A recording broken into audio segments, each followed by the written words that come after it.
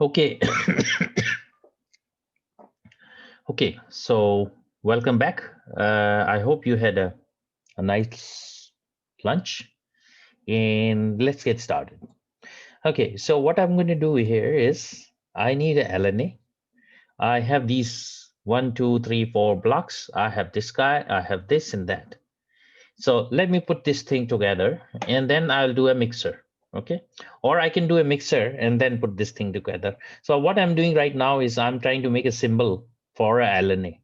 It's two-stage LNA. I'm making a symbol. So this is the circuit, sub-circuit, right? So this is VDD, this is VDD. These two are the VG, and these are two stages. This is ground and in and out. Okay, so I'm going to just make a symbol for this. And if I don't want to make a symbol, I can, what you do is I can just take the gain component. So where is the gain component? It's under phase shifters, and there's a gain component here. I'm going to take its symbol, say copy. Well, if you want, you can make your own symbol. So let's not look for a shortcut. Where is which one I was working on? I was working on LNA, right? And I'm looking at this two-stage LNA, LNA-C. Okay, this is what I was working on. So let's make a symbol for this, new symbol.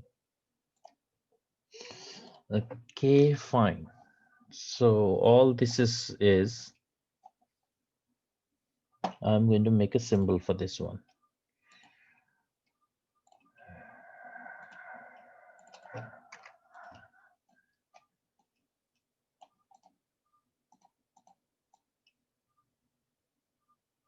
Come on, I don't like this. Let's do this again. 1, 1.5, 2, 2.5 over here. Fine. P out, ground.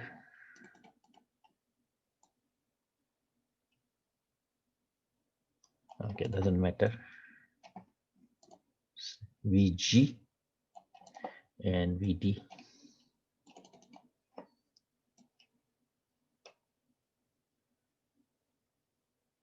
It's okay. Okay, so what I have over here is I have just made a symbol for this LNA. Okay, so let's go ahead. So once we are done with this, let's make another folder, and I will call this as mixers. So I'm going to put down conversion and up conversion mixers here. So just bear with me a second. I will quickly design a mixer. So the mixer design, yesterday I explained what are the trade-offs. So I guess everybody knows what I'm going to do for the isolation, what I'm going to do for the input voltage range or linearity, right? So just one second.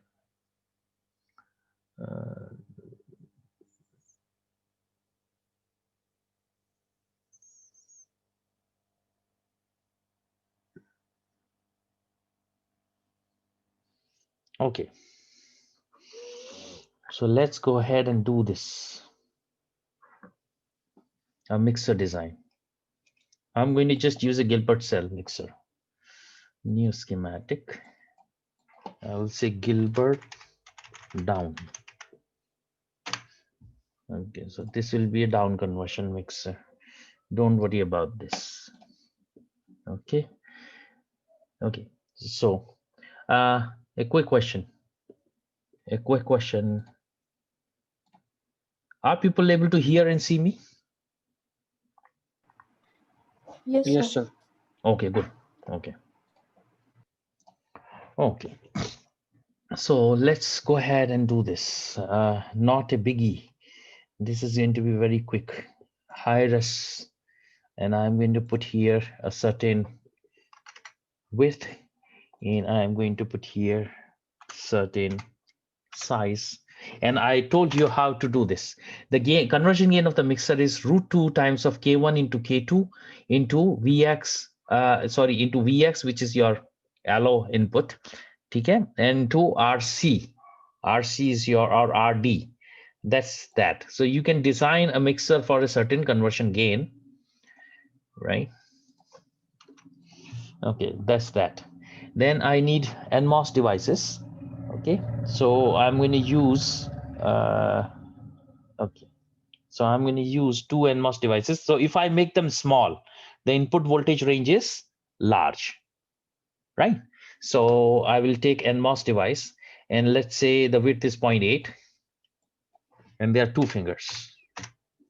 So this is total width of going to be equal to 1.6. So one I'll keep here.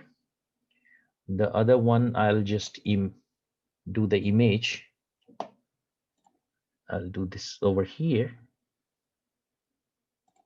right? So this is 1.6, 1.6, and I'm going to just repeat them. So this one goes over here, and this one goes over here. Done. And I'll just quickly do the connections.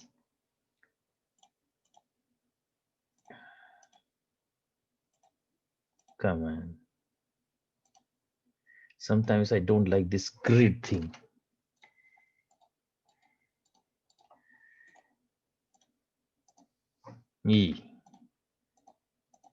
It's okay. And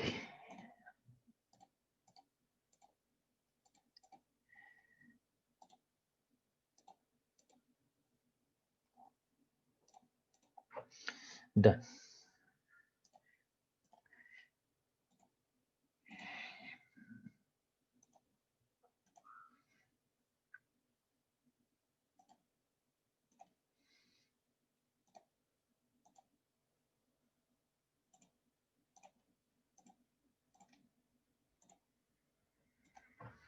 Done.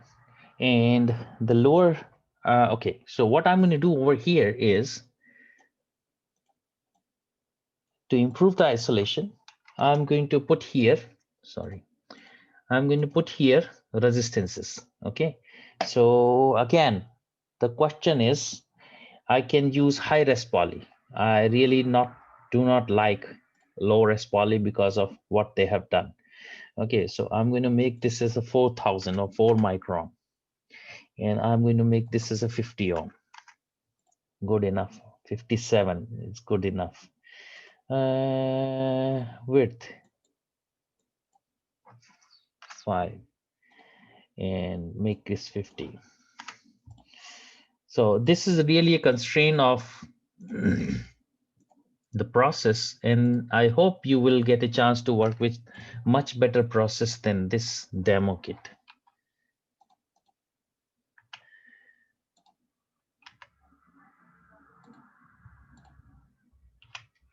Okay, so that's I did for the isolation.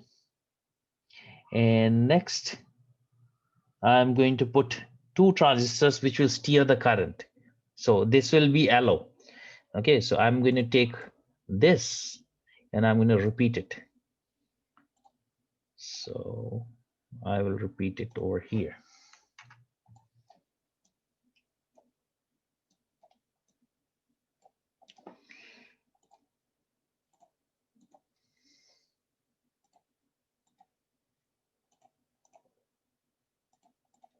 So we are done with the mixer design. All I want is a current mirror for the tail current.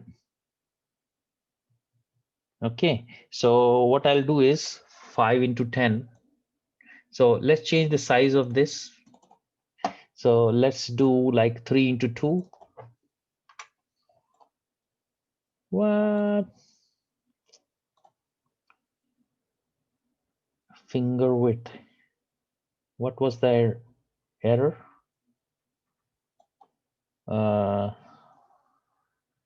Let's put here 2 micron.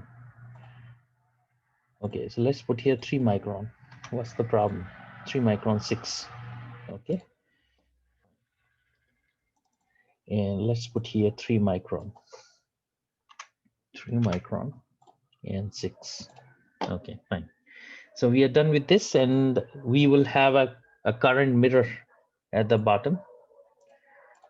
So that current mirror, I want to put 5 into 10. It's 20. That's 50. That's the current mirror.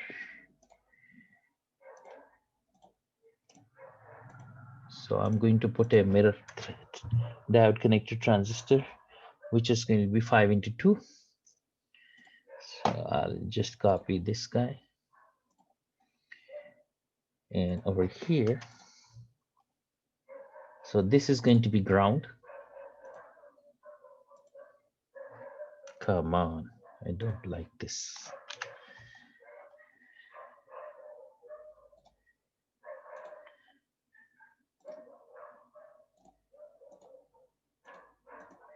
Done. And this is diode connected, right? Done. And this is IREF, and this is ground. Okay, so let me quickly put the pins. So this is going to be IREF, and this is going to be ground. Sorry.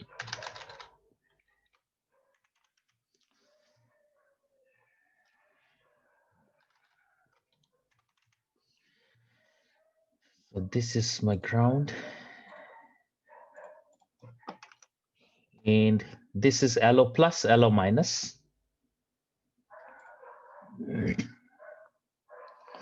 LO plus.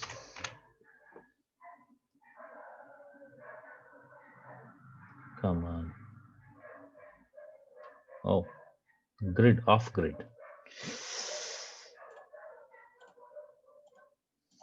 Okay, LO plus and LO minus.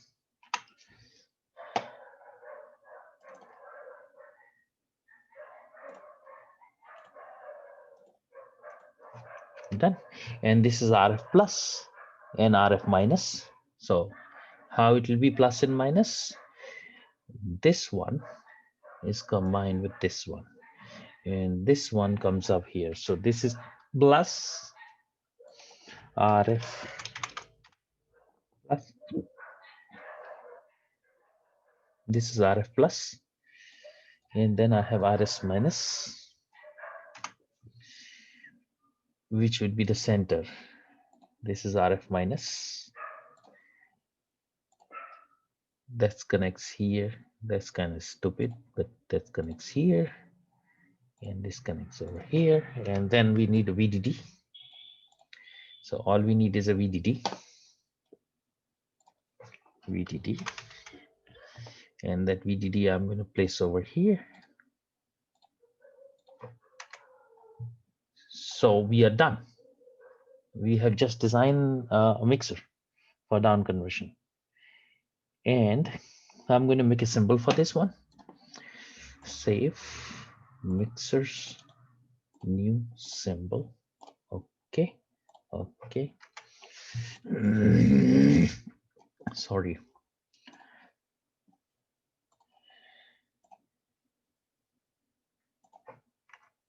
Okay.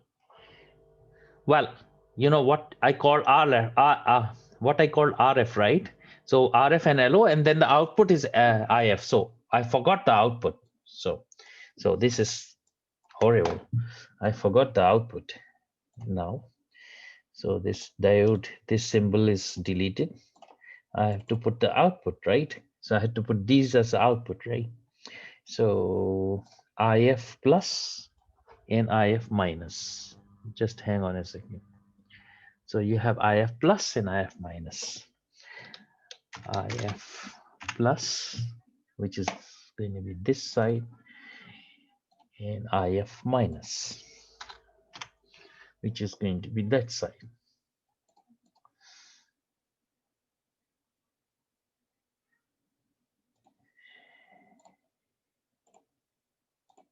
That's the Gilbert cell. Now I'll make a symbol for this. I messed up earlier. New symbol, create symbol. Okay. Okay. This is good enough size. So you have IREF and ground going to the bottom. Or IREF I'll keep at the top because I want to push in certain current. So this one will go at the bottom. I will keep it on the side because LO I will insert from the bottom. So this is your ground. Come on. Okay, don't worry about it. How it looks. Just 1 second. Okay, so this is ground. So what are the consideration I should take in my account while choosing W/I aspect ratio values for all the transistors in a mixer? Now you have to go back again to the mixer. I think I have covered the Gilbert cell design in detail. So if you have missed that, you look into our third day session 1-2. Go and look at the recording, and I have given you how you size the transistors, right? So if still you have a problem, then I can answer your problem, answer your question. But I have covered this already.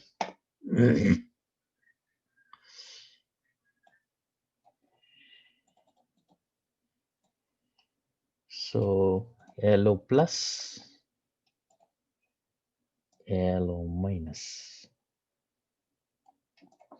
then RF plus and RF minus. So RF plus and RF minus, and IF plus and IF minus, IF plus and IF minus.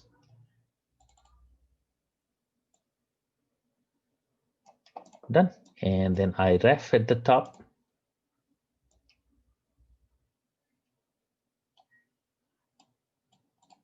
And then VDD. And this box is empty. This is my symbol for the mixer.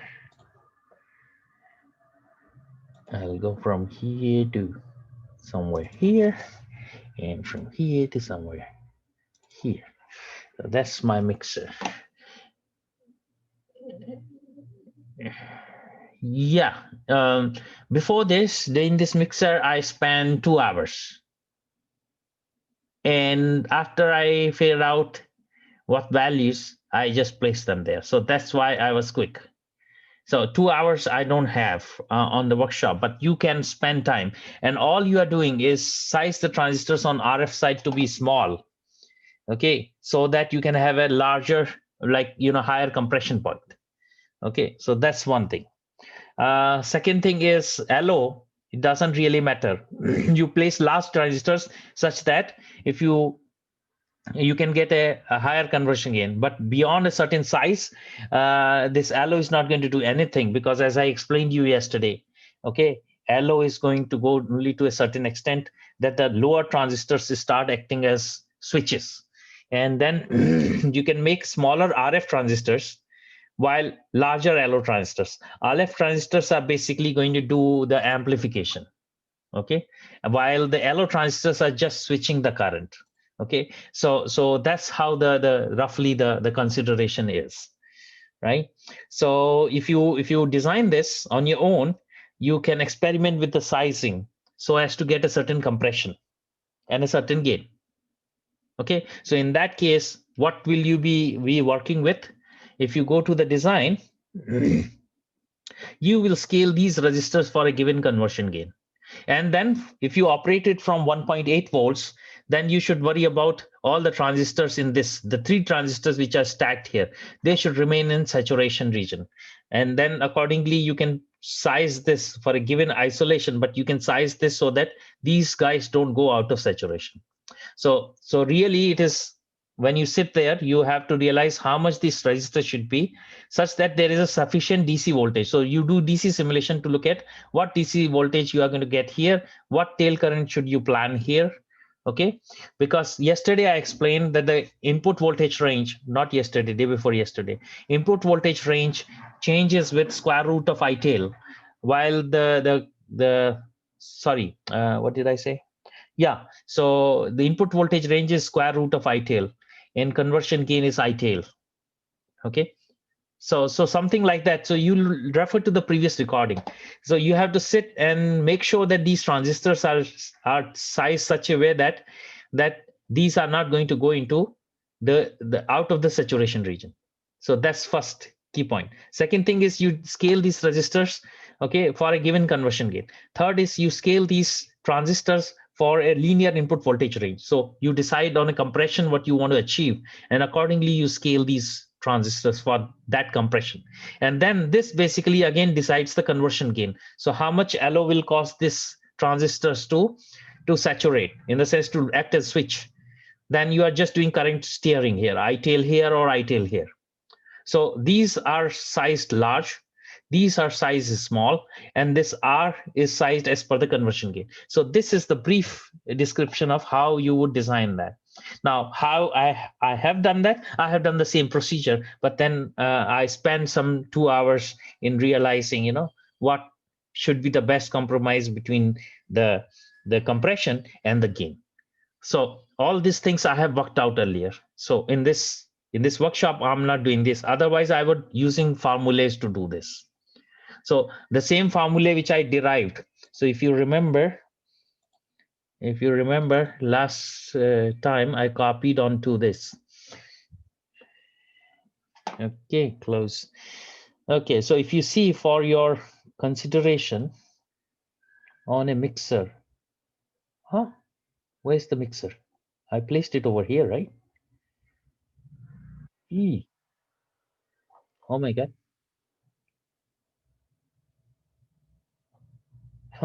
Okay, it means that I have to copy this mixer slides again here. So don't worry, let me just copy this from somewhere else. Okay, if you want equations for designing a mixer, I'll just give you.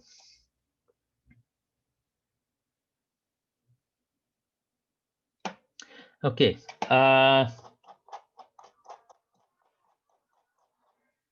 Mixer, is mixer over here? I'm not sure. This is a LNA? Is there a mixer here? No.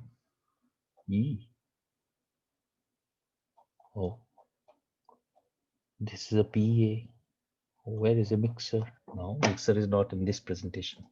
So then the mixer is in this presentation. It is not even in this presentation. Mixer is in this presentation.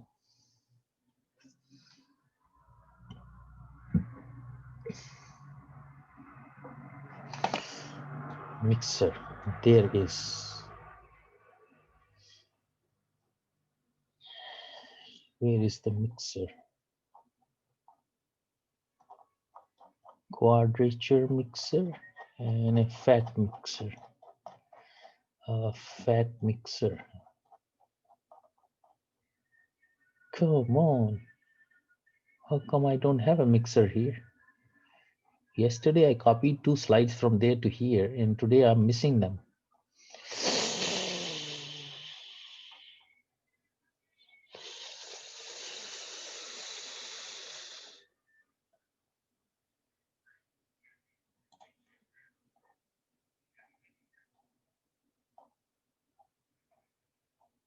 This is quadrature. So did I copy quadrature mixer slides? So let me copy these slides. Control C. So yesterday, day 4 yesterday, I explained you quadrature mixer. So over here.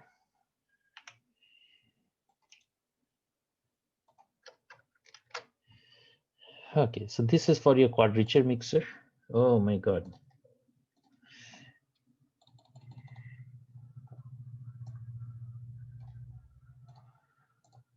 Oh, everything is now done. Okay, so this is your quadrature mixer. Let's put a Gilbert cell mixer slides also here. Gilbert cell mixer slides. Should have explained you a Gilbert cell. So that's a Gilbert cell. design considerations. That one, right? So I'm here taking an example and designing it. Okay, so usually you design like that. Okay, it's just that I'm not covering that in this workshop, but everything is a formula. If you can work with the formula and you'll get the exact gain what you want. So I'm just gonna copy this. So I'm gonna paste it in this, edit, paste. Okay, so here,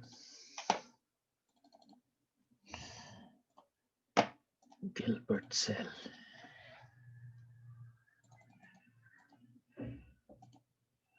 Come on, everything is enlarged for no reason.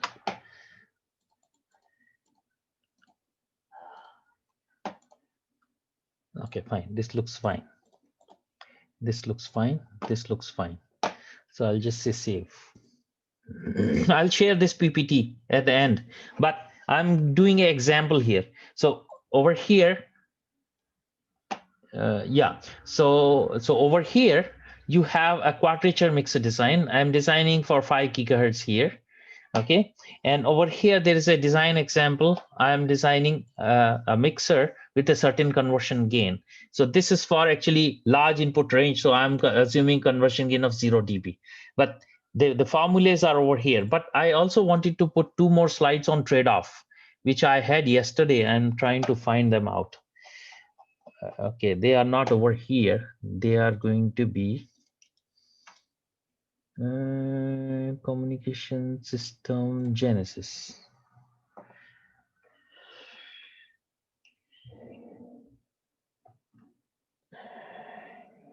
Okay, so they should be over here.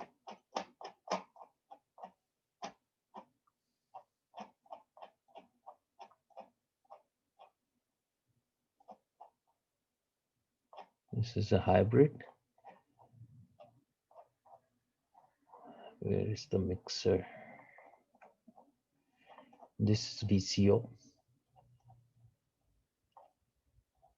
This is the mixer. So these 2 slides I also want to include. Copy and analog. So before that, do paste. Okay, so this presentation I'm going to give you, not a issue. Okay, and then you can go ahead and have all the formulas, all the trade-offs. But if you refer to the previous recording, you will I have explained you the, okay, there should be another graph where I show translinear cell response.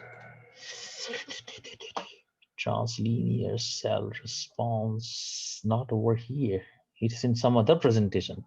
Okay, I'm really sorry, but there was something I was explaining about input voltage range, in which I was doing input voltage range.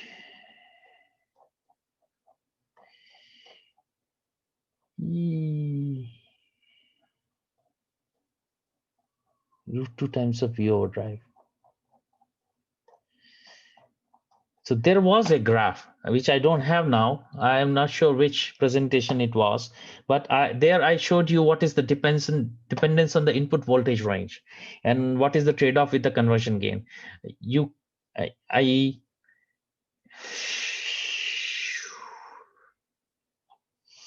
These are slightly different formulas. Okay, anyways, this will be a long story if I go and address your question right now. So what I'm going to do is I'm going to carry on with my design. In these questions, you can read also from books. I'll tell you which books to refer to. Okay, let me just cancel this. Come on.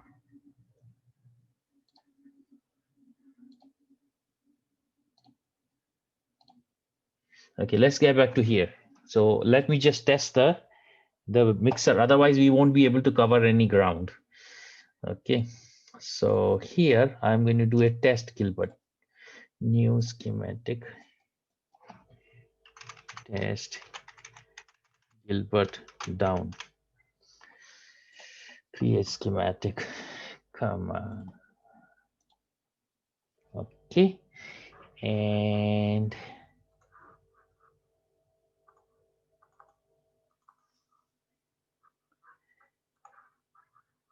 okay, so let's put together the test bench for Gilbert cell. There's your Gilbert cell.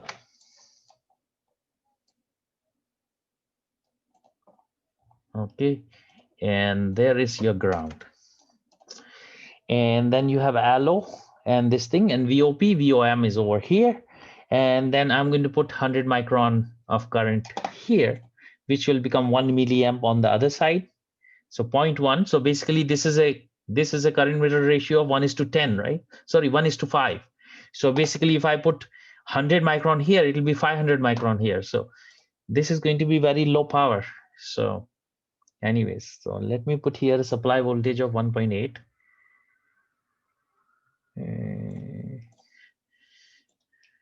Supply voltage of 1.8, apply.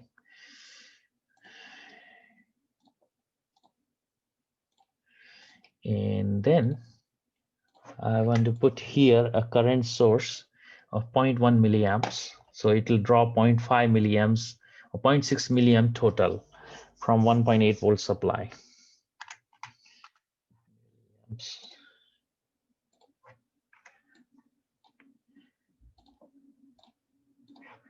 Done. And then you have got this, okay, allo and RF. Okay, so now how do you see the bias point? Let's say there is a 0.2 dB over here, and this is going to be 0.4 is the VT, and VT plus V overdrive is over here. So 0.2 plus 0.4 is 0.6, and this is 0.2, that is 0.8. So basically this allo DC voltage is 0.8. Then you have got 0.8. So basically this is 0.2 and this is 0.2, that's 0.4. And then this is going to be 0.4 plus 0.6 again. So that is going to be 1 volt. And then 0.2 over here. So that will be 1.2. So RF is sitting at a DC of 1.2. LO is sitting at a DC of 0.8. So you understood how we do this. The input voltage I have calculated is very straightforward. It's just you just sum up the voltages, right? And so when I do this and I put here 27.6 gigahertz RF frequency, sources frequency domain, and single tone over here. Okay, so I am going to put here RF PWR, correct? And then I'm going to put here a frequency of RF REQ in gigahertz. Done. So this is there, and say, so basically if I want to put this, I would have to do a RF power minus 3 dB because this is a differential signal. So I'm going to have an equal amount of sing on the other side. So that's there. Say okay. So this is there. Next thing is this DC voltage. This is going to be the RF. So DC we have computed to 1.2. So that's 1.2 here. Okay. And I am going to cause a 180-degree phase shift. So basically in the whole circuit, I would have a balun here. But for the test, I am just putting a quadrature, sorry, a differential input here. I'm generating.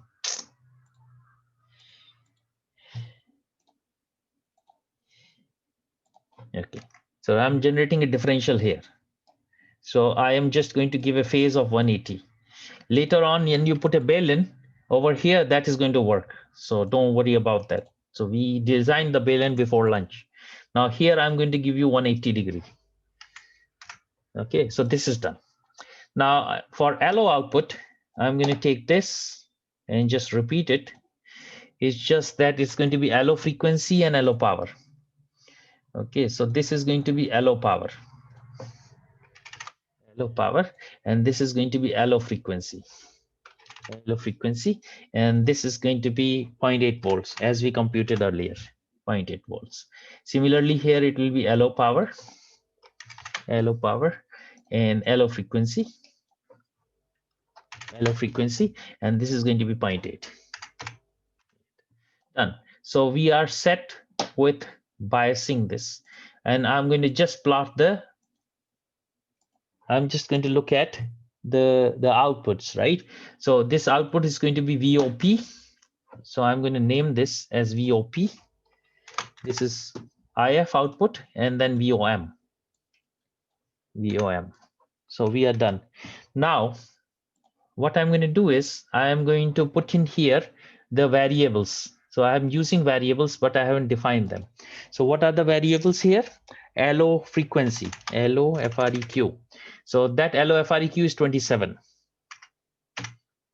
right? And then RF FREQ, that is 27.6, right? And say fine. Then RF power. Okay, let's start with a input power of minus 20 in dBm.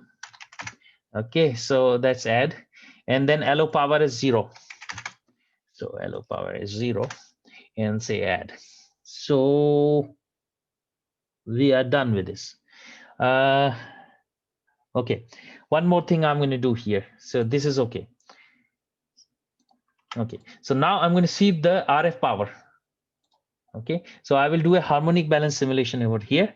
So first of all, let me put an include file, and let me put a harmonic balance simulation here. Simulation harmonic balance. And here I'm going to put two frequencies, RF FREQ in gigahertz and LO FREQ in gigahertz. LO FREQ in gigahertz, and we are done.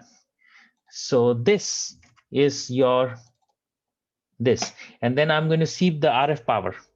Okay, so just one second. I'm going to sweep the RF power here.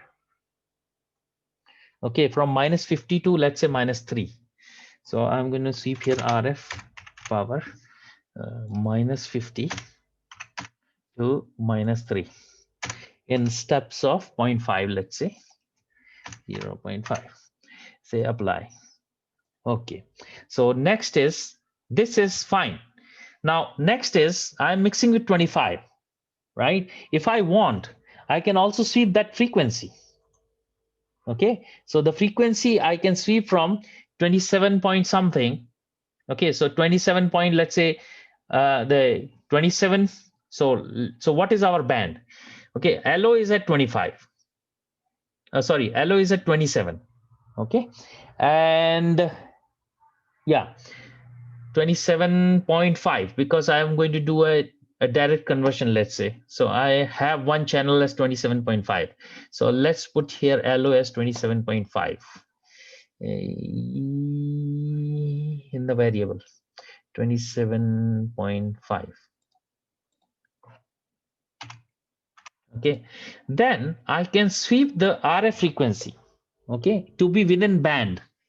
Okay, so I'm choosing the lowest one. So let's sweep the RF frequency also. So I'm going to go to parameter sweep, and over here I'm going to sweep the frequency, which is going to be RF FREQ, and this I'm going to sweep from 27.8 to let's say 28.35. 27.8 to 28.35. Actually, our band is 27.5 to 28.35. I can do that sweep also, but I'm just going from 27.8 to this. And let's say I have 0.05. Okay, so now that's my sweep. And I have to specify that the power sweep is in HB1. So for all these frequencies, I'm taking 12 frequencies. If you want, you can reduce it. Okay, so let's see. Yeah, that's it. Doesn't matter to me. Let it be 12. In say, what else? Done. Okay, so I have got, I'm frequency power here. I'm sweeping power here, and I'm sweeping frequency here in the band. Okay, and I am going to hit simulate. Unless I have done some crazy stuff, it will simulate.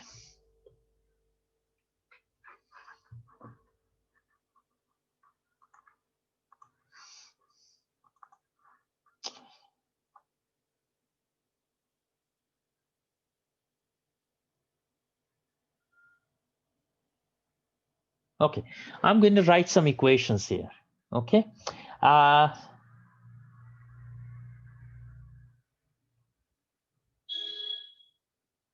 Okay, I'm going to write some equations here, but before that,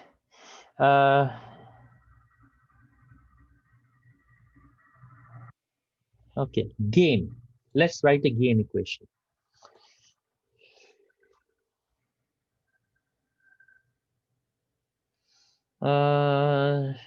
Okay, P out. So this is down conversion. If you remember, in the previous also, you can put a mixed table here. The first element is the desired component, which is down conversion, right? So you can do a P out in dBm, and you can do VOP first component minus VOM first component. So that is going to be a P out. And then the gain, conversion gain GC is going to be equal to P out minus RF power. Okay, so here, I don't know if that's done. So let's plot GC, conversion gain. Okay, there's something messed up. There's something messed up here.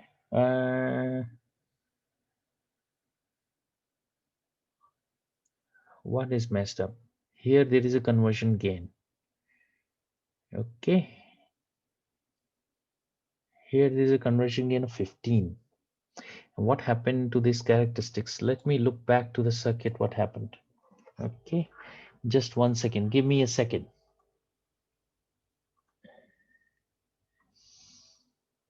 Okay, maybe somewhere the voltage is not correct or what? This is 1.8 volts. Not a issue here. Okay, current is 0.1 milliamps. And oh, LO frequency, LO frequency, LO power, LO power. Not a issue here. Ground.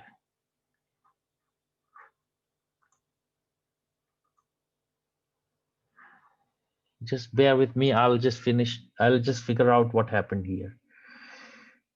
LO power minus 3, LO power minus 3. This is in dB, this is in gigahertz.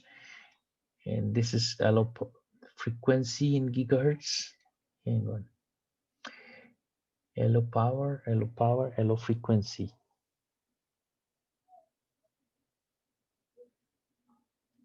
This is at 0.8.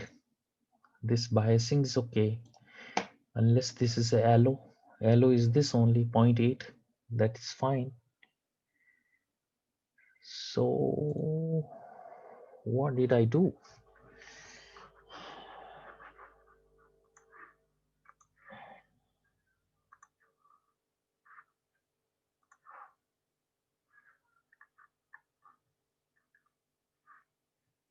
Okay, maybe I ran out of headroom on some transistor. Oh, why is this short?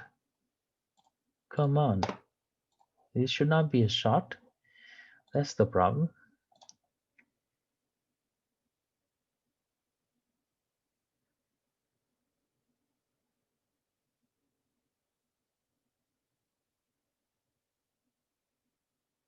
There was a short resistor for some, my clicking might have done that.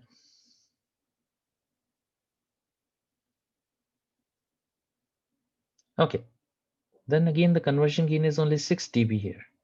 Should have at least 10 dB conversion gain here. And let's see what else did I mess up. So this is 0.1. This is 1.8 volts. Okay, so I'm having a conversion gain of 6 dB only. Okay, so let me just check this. Okay, so this is there a question? Okay. What messing up I have done? Hello, sir. Yes. Sir, in the current mirror, is the right MOSFET connection correct? Yes. This is a current mirror, right? Yeah. So this is a diode connected transistor. Which size is it? Okay, so let's take the size is messed up. So 5 micron and 10, 5 to the 10. So this is 10 and this is 1:5. Okay, so if current went Uh, up, and the right one is a PMOS. The body is given to the ground. there is no PMOS in this. Everything is NMOS. Let me see, where is PMOS? It's reversed, sir. The right, Current mirror. the Oh, right one. I picked up wrong here. So where all I have picked up wrong? This is NMOS, this is NMOS, this is NMOS, this is NMOS, and this is NMOS. Okay, come on. I understood what is happening. Thanks for pointing out. This is NMOS, this is NMOS. How come this is PMOS? This should be NMOS, right? Where did I get this from? I picked up wrong maybe. So this is 5 into 10, 50. So there is a ratio of 1:5. So now this is okay, right? Let me check other transistors. These are all NMOSs. There is no PMOS actually. So now this current meter is okay, right? Okay, let's simulate this again. So that's when you go faster than yourself. That's what's going to happen.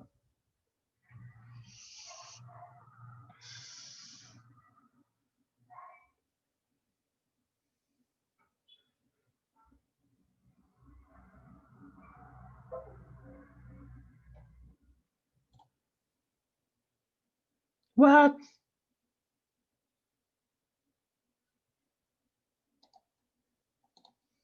What is messed up? Let's annotate current.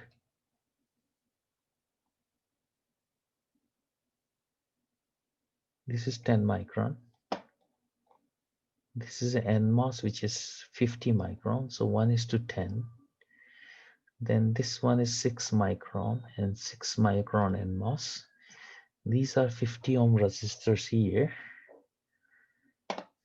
These are 1.6 into 2, 1.8 into 2. That's there. Then this is that, this is that. That's there. Now let me just not do this sweep here. Just cancel this. Okay, just cancel this. Cancel this. And now I'm looking at these two frequencies and doing a power sweep. Right, so that makes sense. Let's look at the mix table. This doesn't make sense. Let's look at the mix table. Actually, the first component should be mix 1, mix 2, and suppress table format. So 100 megahertz is over here as a mix component for down conversion. So this is component number 1. So component 1 is okay. Now let's say annotate DC, simulate, annotate DC currents. So what am I drawing? 100 and 427. So this makes sense. 0.8, 0.8, 1.2, 1.2.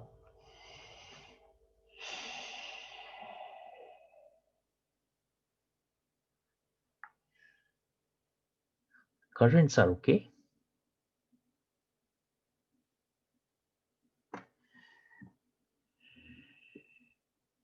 Let me put the recording to pause. I haven't resumed recording. Thank you for reminding.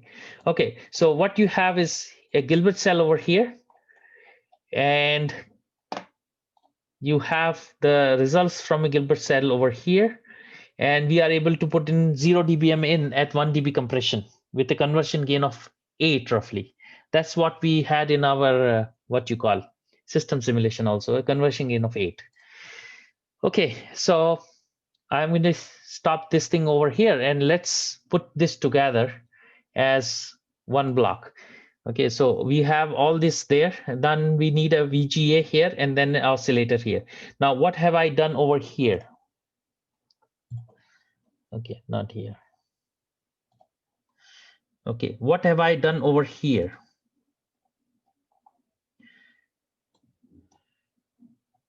Okay, how it is interfaced. There is a coupling cap in the balun, and then these resistors are going to fix the RF voltage to 1.2, right, and LO to 0.8, right, and then LO is coming from here through this network. Okay, so now the LO is coming from, so there is a, okay, so there is a power divider here. Okay, it's the same power divider, so it's dividing the LO into two power levels. Okay, and that I'm going to give through what you call a balun.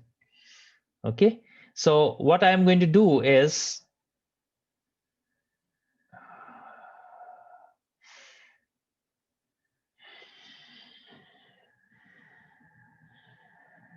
okay, what is this? This is not a balun, sorry, this is a delay device.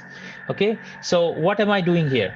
I am introducing a delay of, so this is a high pass, low pass, so I am introducing a delay here of 90, right?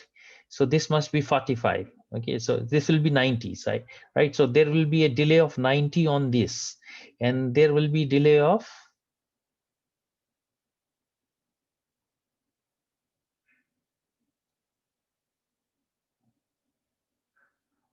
okay,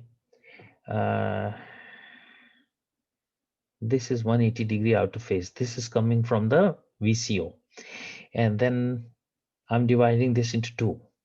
Okay, so this is just a divider.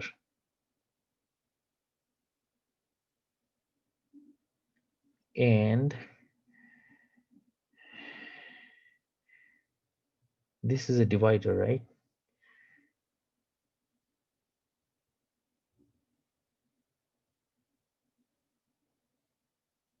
And this is going to give you 90-degree variation.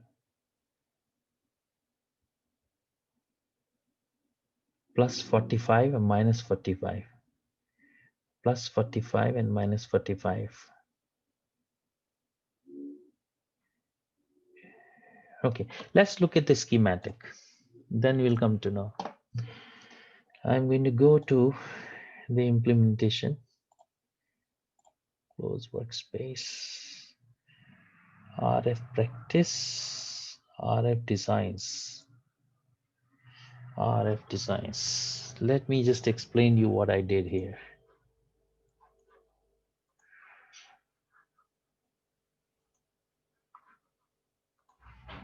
RF designs.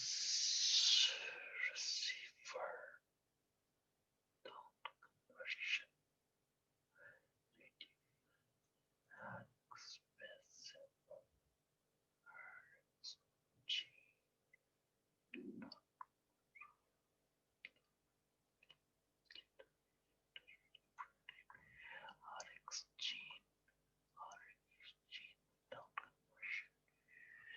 Okay, let me try to explain you what happened here.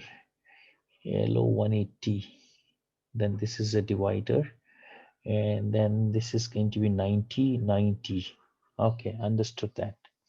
Understood that. So this is a plus, so this is 90, so it's 45, and it is going to be 45.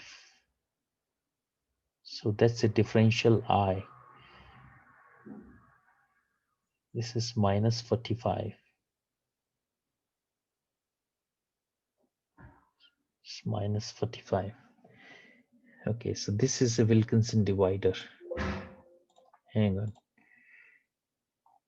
This is a Wilkinson divider, and this one is a 90-degree delay. Okay, so I am giving a 90-degree delay here, and I am also giving a 90-degree delay over here. So this is going plus 45, and they are already 180 out here. So if it's 180 out here, this is going to be plus 45, and this is going plus 45. So plus 45, and this is going minus 45 and minus 45. So fine. So this is understood this way. Okay. So what I'm doing is I'm putting here, I'm going to get a differential from a VCO, which is going to be 0 and 180, right? So this differential input, I'm going through a power divider, dividing into two ways, right? And what I'm going to do is I'm going to put this through a 90-degree delay, right? So on both paths, I'm going to put a 90-degree delay. So what's going to happen is they are already, with respect to each other, they are already 180-degree out. So basically IP and IM remain 180 out, because they are both are going through a plus 45. So plus 45 on IP and plus 45 on IM. So there, if this difference is 180 over here, then IP IM, this difference is also 180, right? Then second thing is the IQ. So basically QP is minus 45, okay, and QM is minus 45. So both are again with respect to each other 180, but then IP and IQ are 90-degree out. So I have generated a sine wave, right? And other one is a cos wave. So I hope you understood this part. This part is very simple. This part is simple in a sense that okay, so let's put this together. Okay, so let's put this together. Go to workspace, open workspace, and we were working on, sorry,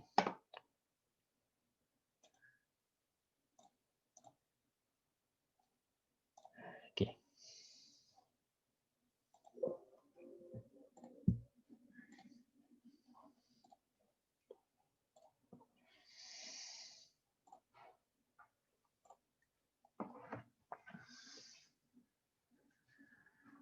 okay, design practice. Okay, this is done. Okay, so now I'm going to put together a receiver in schematic RX chain. Okay, create schematic. So what am I going to do in this RX chain? Okay, I want a LNA. This is a LNA component. Okay, so this is a LNA component. After that, I'm going to put your combination. So if I do a test phase shifter, which I did over here, I'm going to just copy from there. Okay, so now test phase shifter.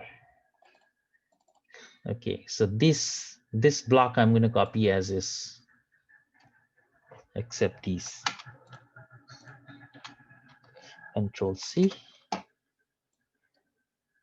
Control V. So that's your phase shifter here. Oh, where is the phase shifter? It didn't come. That's okay. I'll get the phase shifter. Control C, Control V. So that's your phase shifter.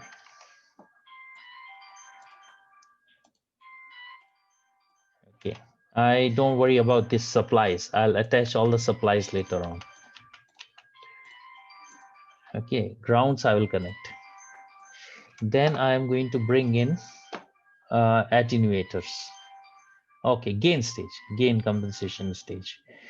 So gain component is called, so this is the gain component, right? So I need an attenuator, attenuator component. Yeah, this is the one. So that's the attenuator. And then I have a gain component repeating again. Okay, so this gain component I'm going to repeat again. So that's that. Okay, so I'll do the supplies later on. Then after this, I am going to bring in a Wilkinson divider. So passives, I'm going to bring in a Wilkinson divider. This is the component. So that's the Wilkinson divider. Okay, so I have split this into two. Then I'm going to again do a Balin. Okay, so I will bring in a Balin component here. So that's a Balin component, 1 and 2. So that's the Balin component. Okay. So once I have gone through the balun, then I'm going to bring in the mixer component. So mixer is over here. So that's a mixer component, correct? So I have got two of this over here.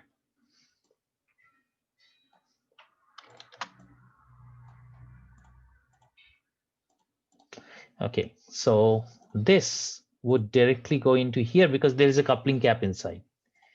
So there is no issue here on the coupling cap. And I can pull the node up through a pull-up resistor. Okay, so I would need a source here. The source would be source frequency. So let's now start doing the supplies. Okay, so let me put here a 1.8 volt supply. Sources frequency domain 1.8 volts. Apply. Okay, so this is a 1.8 volt supply, right? And then I'm going to give the supply to everyone. So this needs a supply. This guy needs a supply. This guy needs a supply. And then these guys need supply.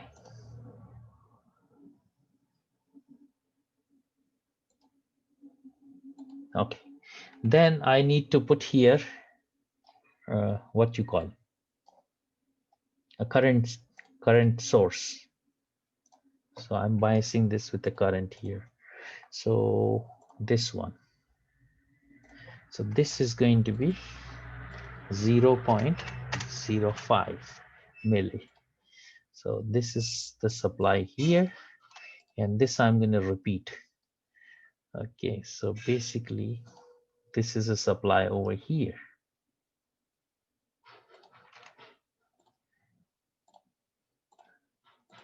Okay, so the mixers is powered up. Okay, mixers are powered up. These guys are powered up.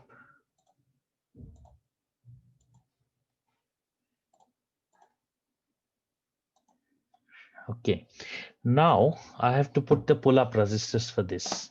So I'm going to put two pull-up resistors. Again, the notorious resistors, right? So the notorious pull-up resistor, high res poly, maybe 2K is good enough. High res 2K, 2000. And this I'll do 24. Okay, good enough. So I'm going to put two 2K resistors. These going to, so basically one is pulling up this, other one is pulling up this. And this is going to be, your voltage reference would come from anywhere. So for now, I'm going to put 1.2 volts here. Okay, so 1.2 over here. I can just give the same because this is decoupled, and I should put here a cap. I should put here a cap. So this is okay. Should put here a small cap here. Maybe go to GPDK, small cap here. This is 30 cross 30. It's a bypass cap. Okay, so that's the cap going to ground. Okay, well, all the grounds can be made inductive later on, so it doesn't matter. It will not going to change your performance. So this is 1.2 volts. Then I would have a 0.8 for this guy, 0.8 for this guy, and then the network over here. So the network over here is going to be a divider. Okay, and what's in a divider? It's going to take, there will be two dividers here for the two sides of the VCO, right? So one of them is being driven by P1 tone, and let's say this is going to be, so I'm going to give 3 dB more power. So if I was driving 0, so I will start driving with 3. So I will drive with this with 3, and the frequency is going to be LOFREQ. Sorry, LOFREQ. Okay, so that's going to be the frequency in gigahertz. That's going to be over here. And the same thing I'm going to put over here. And later this will be replaced by a VCO. Okay, so this frequency is going to be 27 gigahertz, or oh, it didn't change, take the change. LOFREQ and LO power plus 3. LO power plus 3.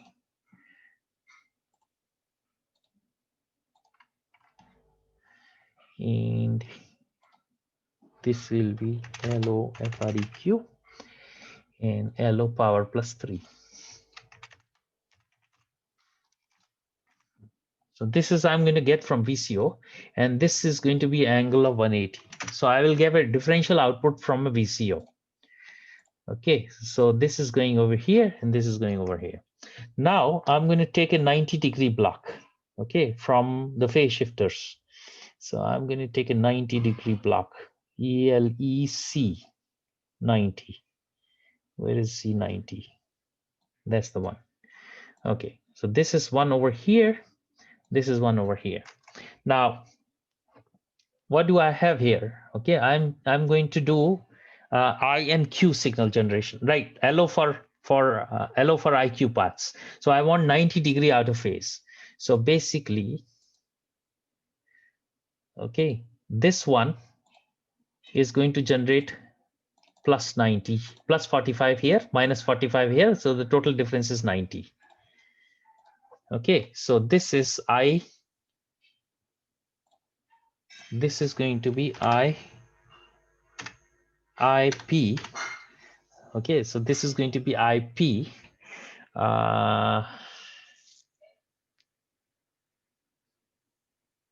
Okay, this is going to be IP. And this is going to be equal to QP. Right? And over here, they are, sorry. Over here, they are 180-degree out of phase, right? So the same thing happens over here. And this is going to be IM, and this is going to be QM. So I have sine and cos waves generated. So they are differential here. So this is going to be IM, and this is going to be equal to QM.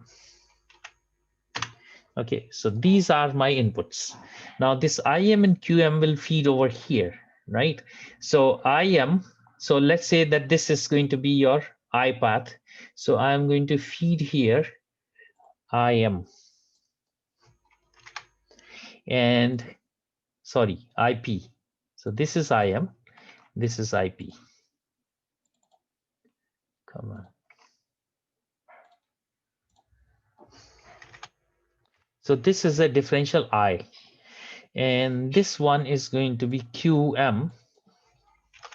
And this one is going to be QP. Right? And then I need pull-up resistors for this also. Okay. And then I would have a two outputs. So we will check these outputs. Okay. So two outputs we will have VIP. So let me name that. This I will call as VIP, VIM. And this one I'll call as VQP, VQP. And this one I'll call as VQM. Okay, and then I just need pull-up resistors for these. Okay, so I am going to take this whole thing and I am going to repeat this twice. So let me, so I'm going to do this for this guy and again for that guy, this guy. And this is going to be 0.8. 0.8. And this is going to be 0.8. Fine. And these resistors are going to be the same. And all I have to do is bias this up. Now I have to do one more thing, which I haven't done here, which is the coupling cap, right? So one is here and one is here. So voltages wise, it's okay. Here I should have placed coupling caps, okay, because over here, high pass, low pass element. So I'll place 4 coupling caps over here. Okay, so I'll place 4 coupling caps over here.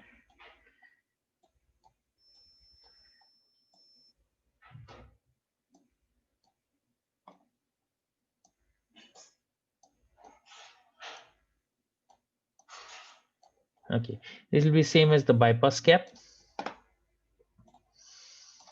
Rotate this. 1, 2,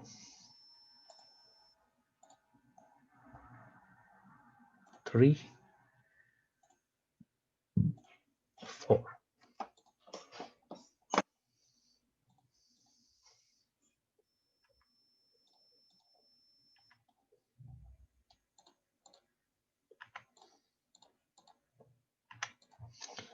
Okay, so we are all set now. So we have got this. Only thing is I'm going to make all of these as zeros. I'm going to bias this and see whether I get the output, right? So name. So I'm going to put all of these as zeros.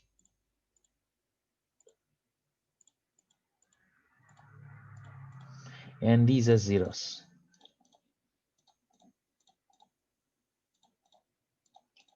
And these as ones.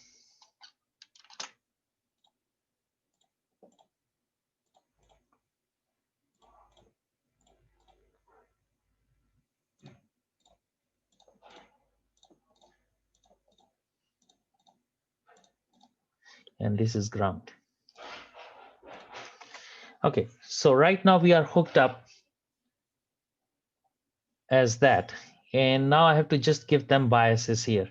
This is going to be 0.78, right? So these two are 0.78. So these two are 0.78, 0.78. So these two are 0.78.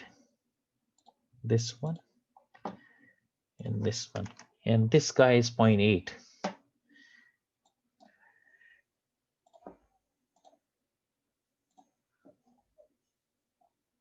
Well, if I use 0.78 in a single supply, it's okay.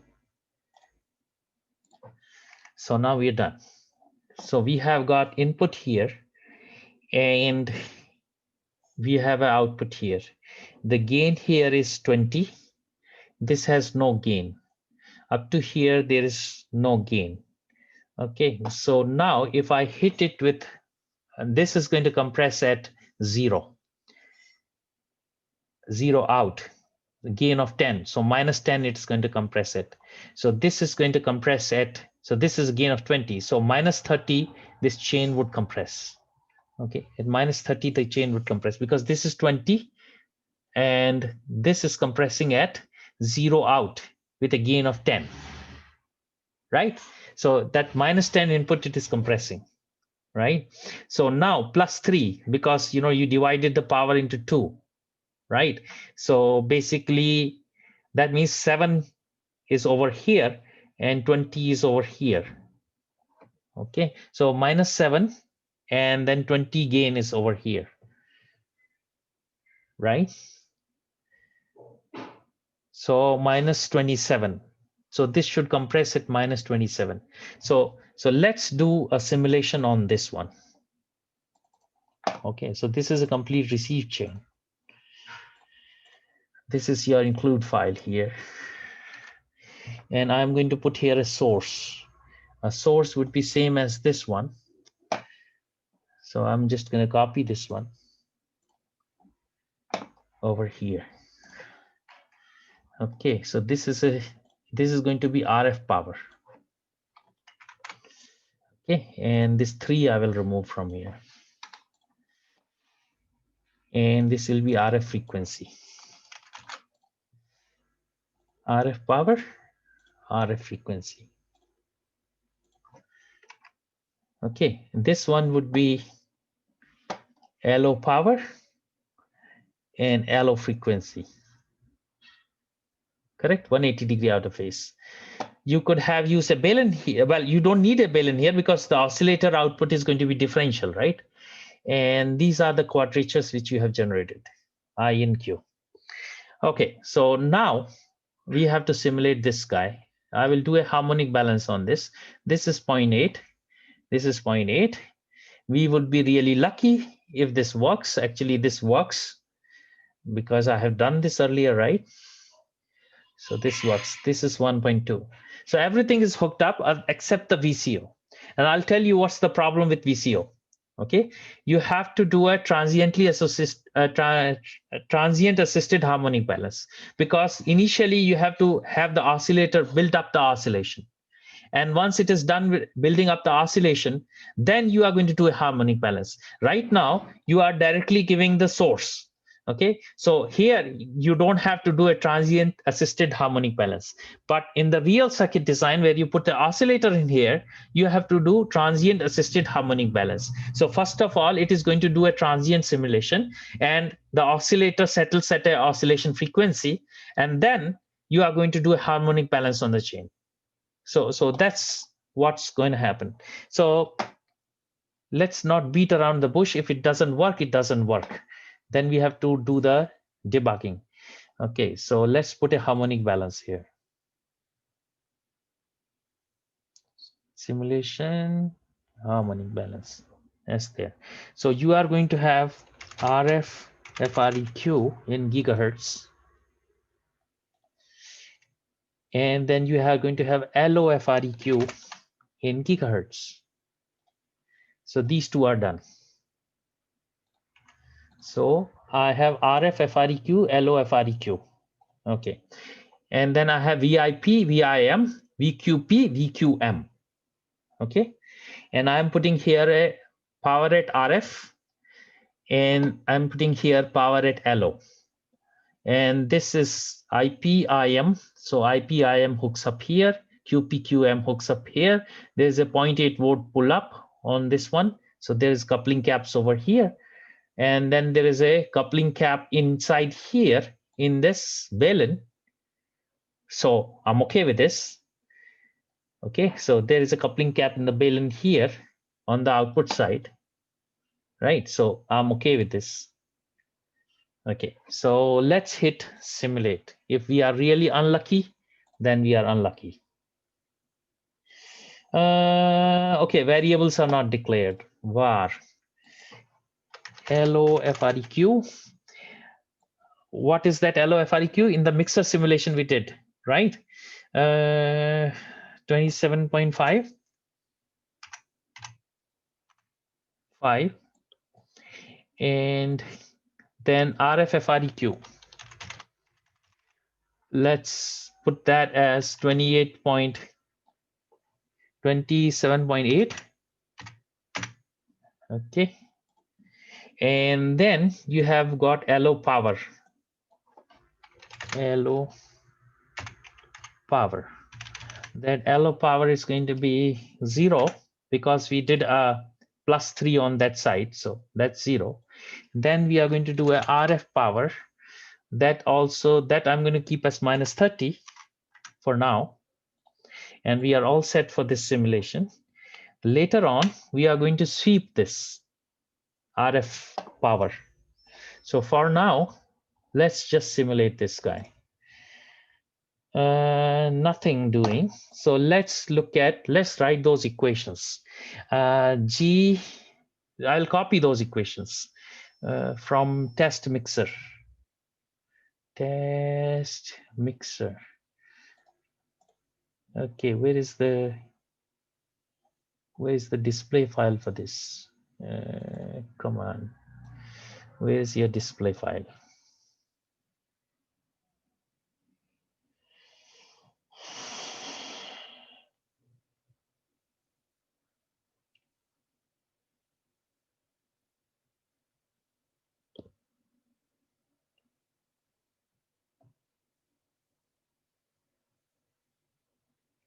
Okay, so this display file, I just need these two because I should have received that also over there, right?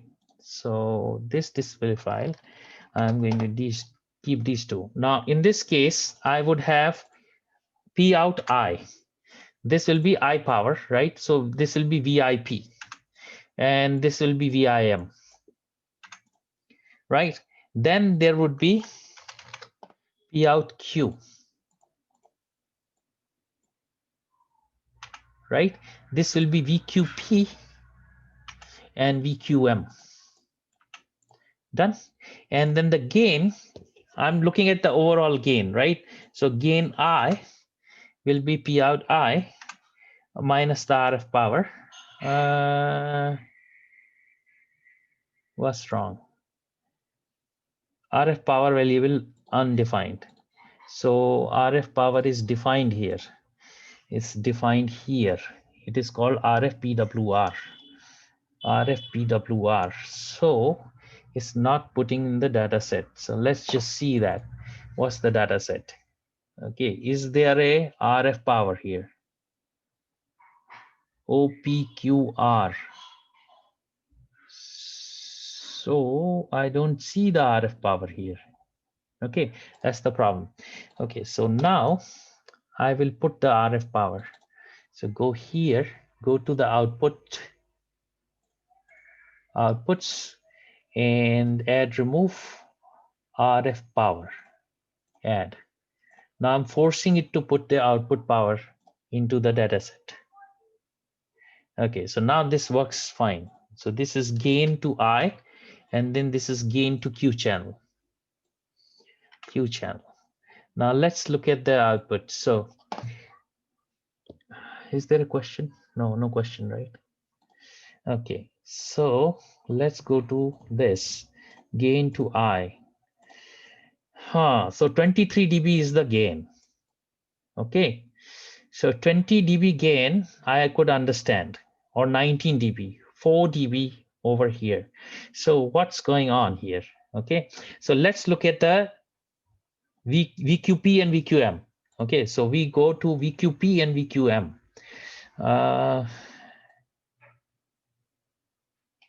VQP and VQM and IQP and IQM. So I want to look at the spectrum.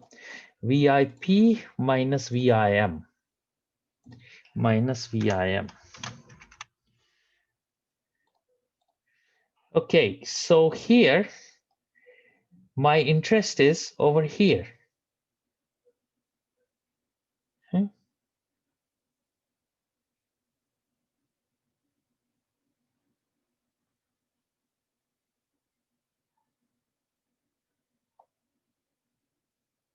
Minus 30 input, right? So why this number is 23 then?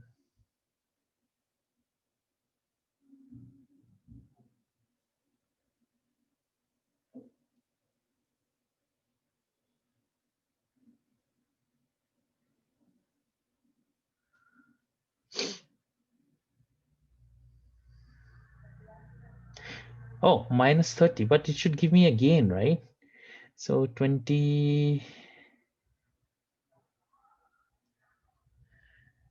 hang on. Okay, this is the value maybe. This is DC. This is 300 megahertz. This is 600 megahertz. So this is first index. Marker new. So this is putting out 6 dBm. Okay, so basically your RF in is 27.8 and 25. So 300 megahertz is the difference. So your conversion is 300 megahertz, right? Then the gain is 23. So what is the gain on this block? This whole block would see 20 dB here and 2 dB loss here. So that will be 20 minus 2, 18. 18 dB gain over here, then it divides into 2. So 18, 15. So you will be left with 15 on each path. So 15 plus 8 of this one. 15 plus 8 is 23. So that's what you are getting, a 23 gain. Okay, and similarly GP, GQP, you are seeing another 23 dB gain. So that's the numbers are adding up. So how they are? It's like this. I have a gain of 20 here and a 2 dB loss in this, because if you remember, this 6-bit was compensated with 12 dB while it was a 14 dB. So I have a 2 dB loss in this stage. So 20 plus 20 minus 2 dB. So that is 18. That 18 power is divided into half. So that will be 15 going in one path. So that 15 power sees a conversion gain of 8. So 15 plus 8 is 23. So I'm getting a gain of 23 over here, conversion gain here on I path. And similarly, I'm getting a gain of 23 on Q path. So that's numbers make sense. So now the receiver is working fine. Now the idea is, okay, so I can plot a time domain signal also here. Okay, so if I go here, if I plot V, where is it? Okay, VIP in time domain, and I do VIP minus VIM. So this is going to be a sine wave. Okay, and similarly, I can do VQP, the Q. So this will be 90 degree out of phase because this is a quadrature, right? So VQP time domain minus VQM. Okay, so what happened? VQP minus VQM.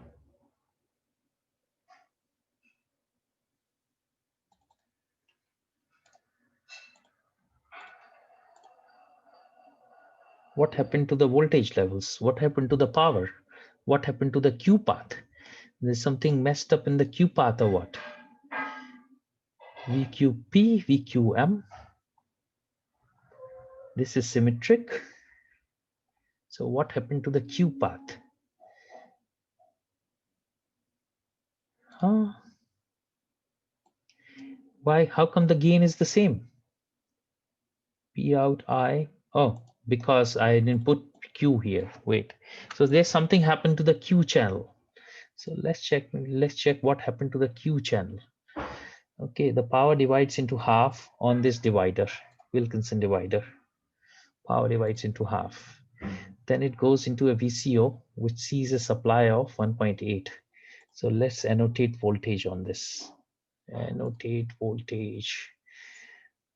Simulate, annotate DC voltage. So this is seeing 1.8 volt, 433 millivolt. Of course, that's there. And then the current is 0.05 on this one. So let's annotate current. Simulate, annotate current. Annotate current. So this is drawing nanoamperes. Why is it not drawing current? This is 224 microamperes. So this looks okay. So what happened over here? Why is it not drawing current here?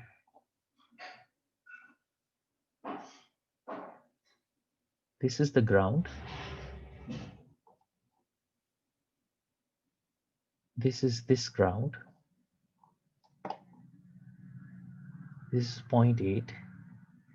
These are at 0.8. So why is this guy not drawing current?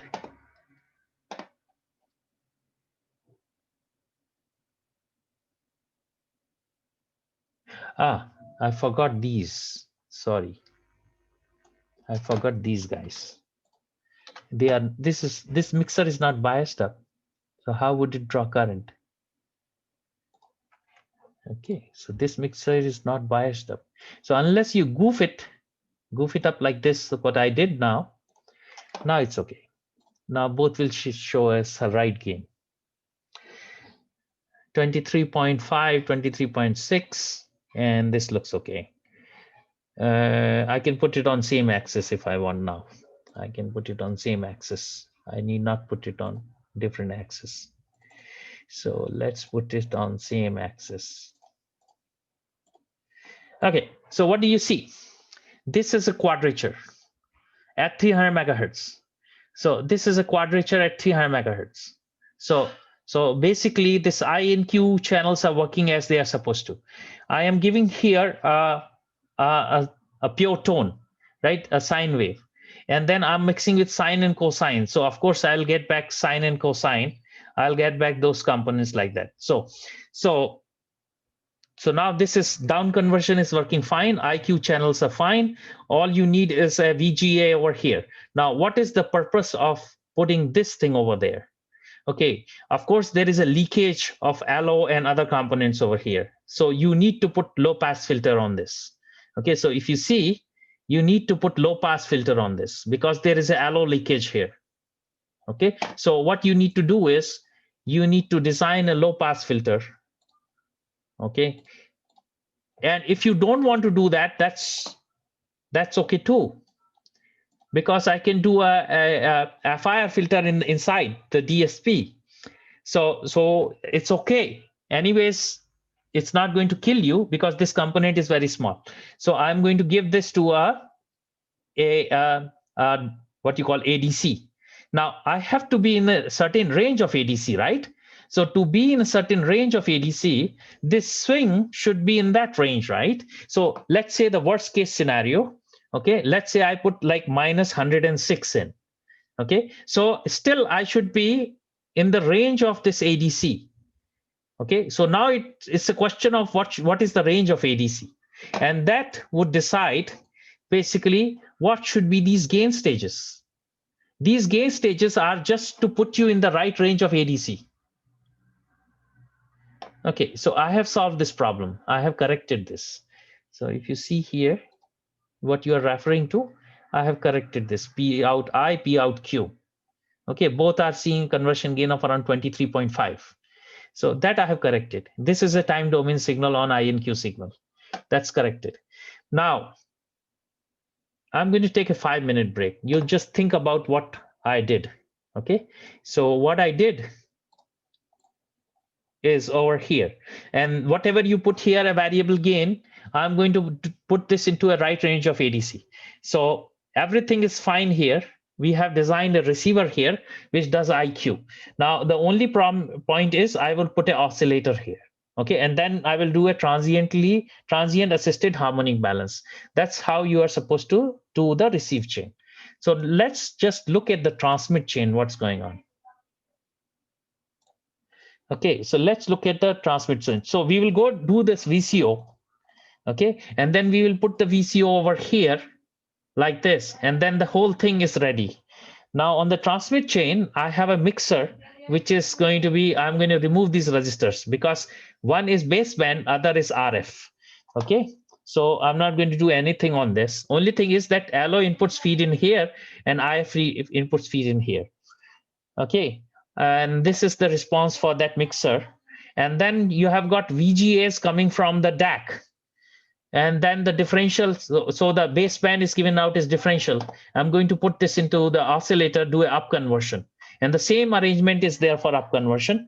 And then the next thing is you receive the same things, which I just showed you, I and Q. But then you are supposed to combine them or add them, okay? So basically, you need some kind of an adder. So this is what that is doing. Okay, so one is being fed with I, other is being fed with Q, and the summation is this. So what I'm showing over here, okay, what I'm showing over here is that the green one, okay, and the red one. So red one, okay, one of them is out of the circuit. Other one is the mathematical summation. So if you see, I have put a plus sign here. Okay, so I'm adding Q to I to Q I'm adding. So this green one is IQ mathematical addition. And then red one is the circuit doing the addition. So basically this is working, right? So then this circuit basically is doing IQ summation. Okay, so in the circuit, this I channel and Q channel are summed up over here. And after that, there is a balun here which converts it to single-ended. As soon as I get to single-ended, now here is your test point, because up to there it's an analog circuit. Beyond that, it is a RF circuit. So high impedance is to be transformed to your 50 ohms. So most of the gain you are going to lose over here.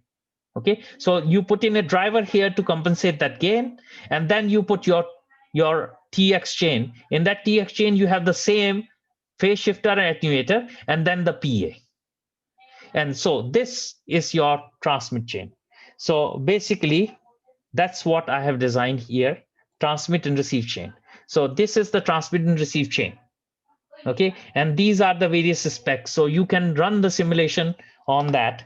And then I'm going to put a front end, which is gallium nitride. So I'm putting a PA over here and an LNA. So this is a balanced PA, which puts out 3 watts of power at 38% efficiency. Then I'm going to combine the two, the transmit receive chain with the front end. So there would be a PA sitting here, and there would be a LNA gallium nitride, a gallium arsenide LNA here, gallium arsenide PA over here. So this chain would have a gain of 78 with this PA giving the additional gain, and it will put out 3 watts. And this one has a nice figure of like 1.1 with the LNA, which is a gallium nitride, gallium arsenide. So there will be a LNA sitting over here. So there will be a PA over here, LNA over here, which is gallium arsenide. And then this would be your transmitter side. This will be your receiver side. So this is all silicon. And how to interface it? See, I have designed this PA, driver stage, power stage. This power stage is going to deliver something like 17 or 18 dBm. Okay, so if you look at that, P out, okay, TOI is, SOI is this on the total, P out at 1 dB, 48 dB gain, P out minus 1 dB is 5 dBm, okay, 5 dBm. Now what you can do here is, if you just look at, this is driver stage, okay. So I'm just putting a driver amplifier. You can make a power amplifier here to give you additional 10 dB gain and putting out 15 dBm out. So you should be able to drive this PA. This PA has a gain of 35. So actually I placed the gain stage here from 5. So basically this is a 4-stage PA then. Okay, so I'm taking 5 out from the transmitter chain and putting it into a PA with a 35 dB gain. 35, roughly 35 dB gain. So this is going to compress much faster. This is going to compress at around 30, 36, 37 or something. It is going to compress. Okay, so let's look at its characteristics. This is going to deliver output power of 38 or 39 or 40. So 40 dBm is, so this is PAE, sorry, P out, 35, right? 35, 34. So this is M1 and M2. M2 is over here. Okay, so this is delivering 35. So this is going to be 3 watts out, roughly 3 watts out here. 2.73 watts out, 3 watts out here. And it has an input of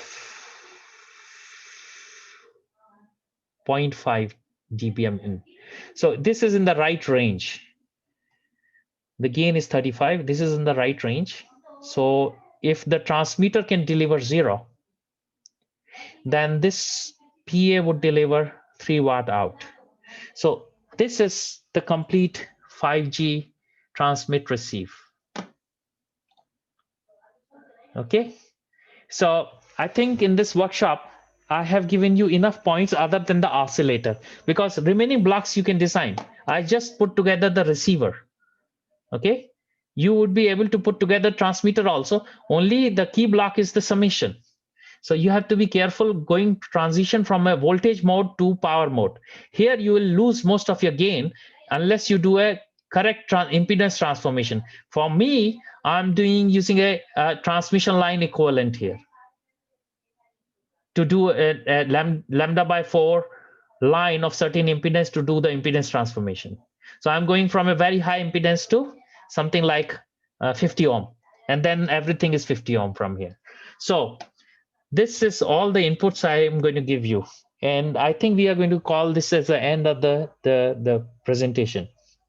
You have to put together yourself and prove to yourself that this works and how it works.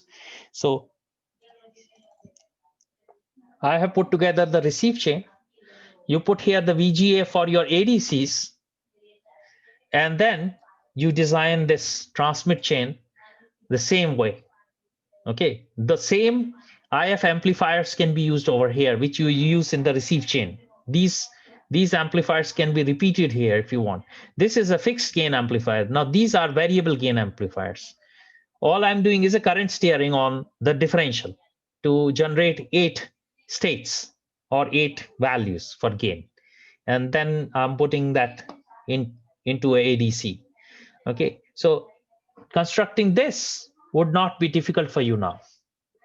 Okay, so I would call it the end of the workshop. I think I have accomplished most of the blocks here other than the oscillator. And oscillator is very bad in this process because the devices are very noisy.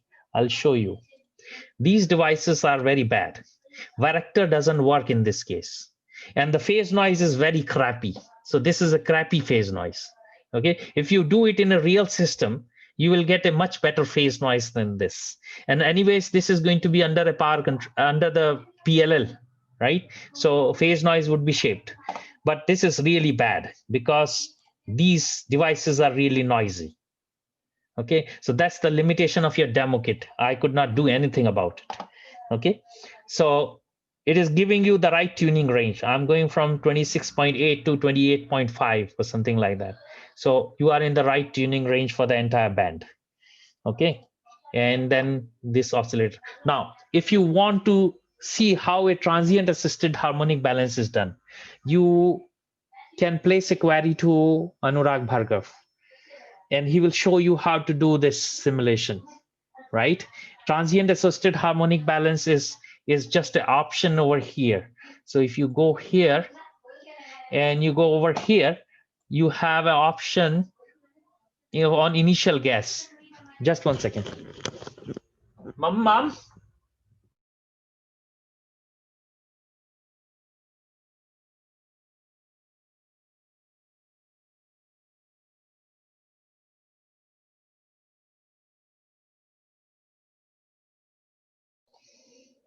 Sorry about that. Okay, so what you're going to have is transient assisted harmonic balance. Initial guess, you can generate a file as an initial guess from transient assisted harmonic balance. You have the oscillator settling at the right point. Once you have done that, then that can be fed as an input as a starting point for the harmonic balance. And then you will be able to simulate VCO along with the chain. So you need a transient assisted harmonic balance to do this simulation. In case of cadence, this is by default there because they have some kind of a shooting algorithm which does a transient assistant kind of thing. Okay, so in there, you can put a VCO directly and this chain would work. Okay, so I'm going to stop here. If you have a question, I'm here. You can ask me a question. I'll unmute all of you. Now, I haven't covered the amplifier design. This is designed by my students. The students are over here. There are 3 students here who have designed this. This Win Semiconductor balanced PA they have designed. They are doing layouts. So this is what they have got. So I think Tanuja is there. Pallavi. Pallavi is not there? No, sir, she is not there. Okay, so 2 of you are there who have designed this, right? Yes, Tanuja has designed this, right? Yes, sir, she has designed it. And you are in the Q band, right? Yeah, we are in the V band, sir. So you are in the V band and Tanuja is this Ka band, right? So this is what Tanuja has. Okay, so these students have designed the PA, and PA is linear, delivering 1 dB compression at 3 watts, right? and this is interfaced with this. So we are going to pick up this design in Silterra probably later on. Okay, so any questions you shoot at me, or I'll call it. Okay, Tanuja has designed Q-band. So who has designed this one? Car-band? Anyways, one of the students, right? Okay. Tanay group, sir, I guess. Okay, Tanay is not there, right? Okay, fine.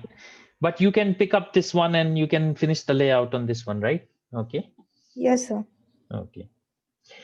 Okay, if there is any question, can we do one workshop on cadence? Well, I'm going to charge for this one. This one was free. For cadence, I'm going to charge. If that's okay with you, then we can plan one workshop. We can do that thing in this. A PLL is not needed for LO. If PLL is needed, but that PLL would be a separate workshop because PLL is a system. And this PLL would be a very big system, actually. Okay, so we can do a workshop on PLL design also for this.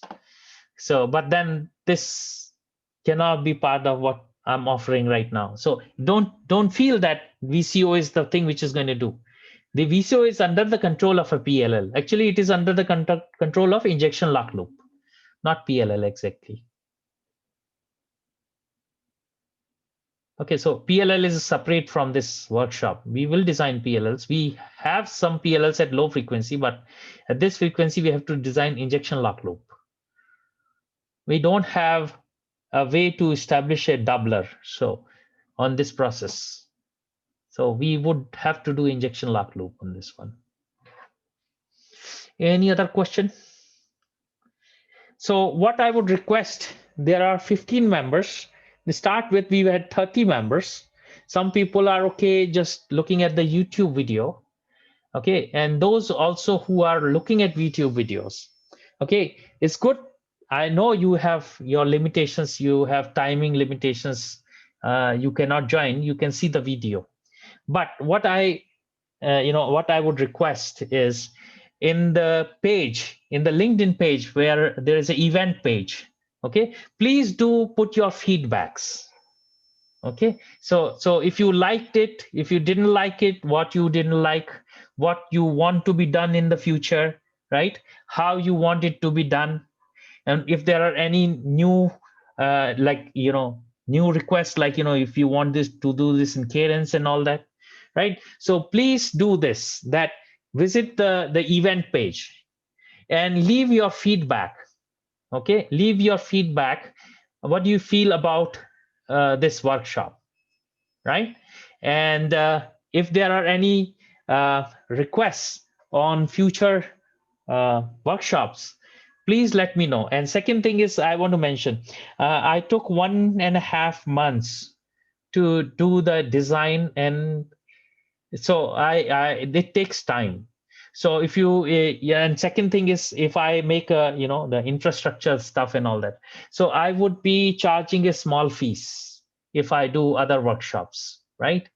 So if I do other workshops, I would be charging this. And if you have a requirement, your institution, your company has a requirement on workshops, right?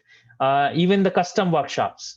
So please leave a message on the events page that you would like a workshop on so and so. So I know that there is a requirement for 5G workshop, but then if I prepare this, there would be a cost attached to it. So if you are working as a scholar with some institute and they want to do some kind of a workshop, and I can be compensated, right?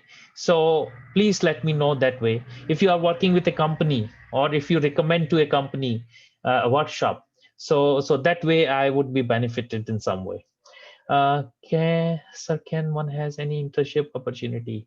Okay, see, I established the company on 2nd January. It was registered 2nd January 2020, and March 20 there was a lockdown, and Corona things came, and then I had like 4 projects in hand, which were scraped.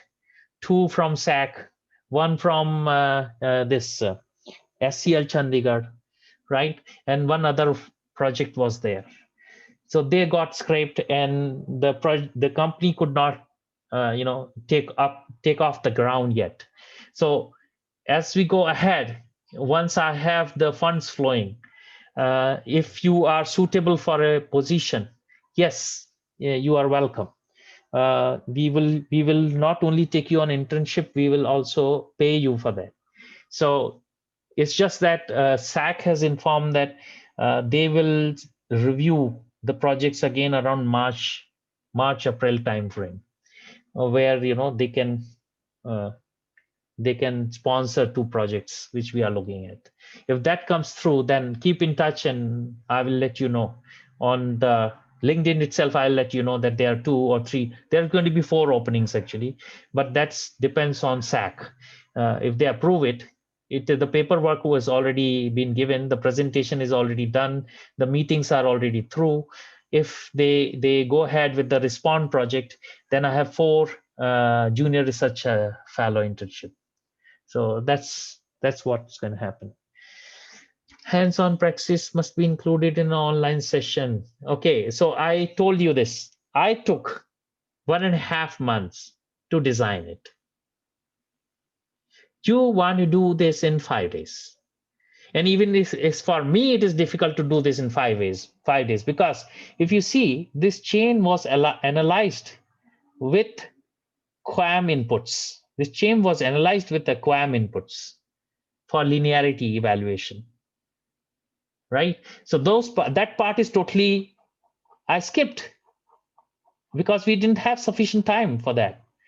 Okay, so that part is totally skipped, right? So we don't have enough time where you can do hands-on, because everybody goes with a different pace. And when I'm going with my pace, the first time I did it, it took 1.5 months.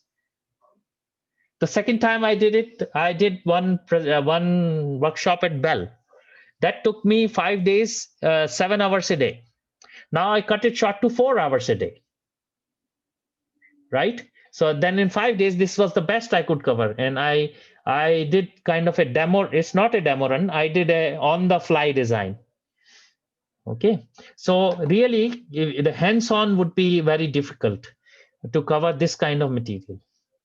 It needs much more time. Any other question? So we will call this the end of the 5-day program. And really, I'm really thankful to all of you. You gave your valuable time, listen to me. And I hope that you are going to make use of the PDK which I have given and try to design stuff with it, right? And this PDK is basically just a learning. There are lots of pitfalls. There are lots of inaccuracies. So you have to live with it. Now, if you do this with Cadence, you can pick up your own PDK with some foundry and repeat the design, right? Okay. So, well, thanks a lot. Please do leave a feedback on this workshop on the events page. And if your friends are there, please let them know if they can see the YouTube video and then come back and leave a feedback. Feedback is very important for me for conducting workshops in future. And also, please mention what you want to see in the workshop, on what topics you want to see the workshop. 2 of them I have seen here. Okay, I can also do a workshop on PLL designs and stuff like that. Okay, other blocks also, it's just not this. So even power amplifier, I can do a separate workshop. But so there were lots of questions on power amplifier which I couldn't answer. But this is too short a time to cover everything. Yeah, thanks a lot. Leave any message or anything, and I will basically upload this by the end of the day.